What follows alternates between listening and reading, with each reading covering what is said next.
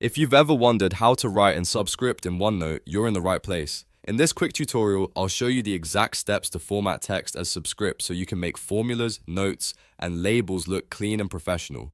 Whether you're typing science terms, math expressions, or just want to format text the right way, this is super easy once you know where to look. And if this video helps, don't forget to hit like and subscribe for more simple software tutorials. Let's jump right in. First, open your OneNote page and highlight the text you want to turn into a subscript. You can do this by clicking and dragging across the specific letters, numbers, or symbol that you want to format. Once your text is selected, look at the top of the OneNote window and click the Home tab. The Home tab is where most of your basic formatting tools are located, including font options, bold, italic, and more.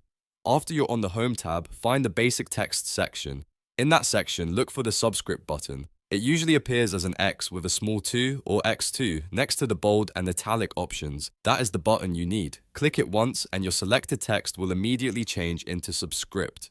If the formatting doesn't look right at first, make sure the correct text is still highlighted before clicking the button.